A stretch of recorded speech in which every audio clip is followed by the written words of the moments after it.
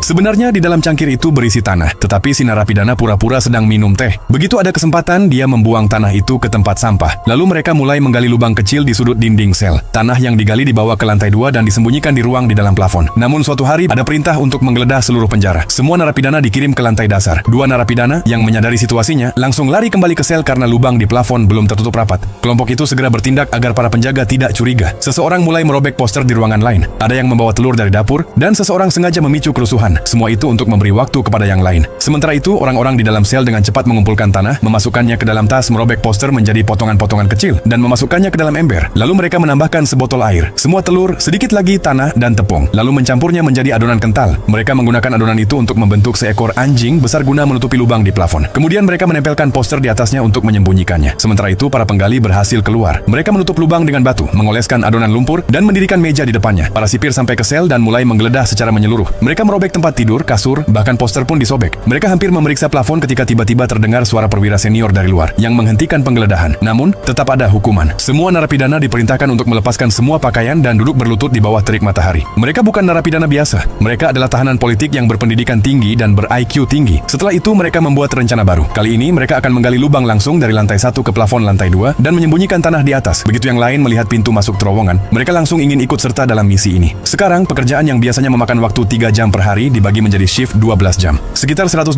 kg tanah dikeluarkan setiap hari. Seorang narapidana dengan latar belakang teknik memasang kabel agar terowongan bisa diterangi. Namun, semakin dalam terowongan digali, kadar oksigen menurun dan banyak narapidana mulai pingsan. Untuk mengatasi ini, seorang pria pergi ke bengkel untuk mengambil motor. Dia berjanji kepada teknisi bahwa dia akan membawanya kabur juga saat pelarian. Itulah bagaimana dia mendapatkan motor. Lalu dia meminta keluarganya untuk membawakan pipa plastik saat kunjungan. Dia memasang baling-baling kipas pada motor, menaruhnya dalam ember, dan mulai menyuplai oksigen ke dalam terowongan melalui pipa plastik. Setelah 1 tahun kerja keras, terowongan akhirnya menembus tembok penjara. Seorang rekan yang menunggu di luar memastikan lokasinya setelah melihat tanda tinta merah di mulut terowongan. Tapi lokasi itu meleset 10 meter dari titik yang diinginkan dan sangat berisiko. Para penjaga bisa dengan mudah menangkap mereka. Saat mereka berencana untuk menggali lebih jauh, tiba-tiba terjadi guncangan seperti gempa bumi. Semua narapidana keluar ke halaman, kecuali yang ada di dalam terowongan. Penjaga menjadi curiga. Tapi saat itu seorang narapidana yang sebelumnya sengaja melukai kakinya muncul sambil pincang dan mengalihkan perhatian para penjaga. Sementara itu, para penjaga telah memaksa seorang narapidana menjadi mata-mata. Malam itu, saat semua narapidana menonton film, setiap beberapa menit 2 orang secara diam-diam keluar menuju sel terowongan dan masuk ke dalamnya. Di luar, rekan-rekan mereka mulai menggali di tempat bertanda tinta merah. Namun semakin banyak narapidana yang meninggalkan film, si mata-mata menjadi curiga. Dia berlari ke arah sel dan melihat pintu masuk terowongan. Saat itu hanya 1 orang yang tersisa di dalam. Narapidana berambut panjang itu menangkap dan menjatuhkannya, tetapi si mata-mata mengambil obeng dan menusuk bahunya. Orang itu sekarang terluka dan tidak bisa melarikan diri. Di luar, semua narapidana yang berhasil kabur sudah duduk di dalam bus, dan kini berita tentang terowongan pun telah menyebar.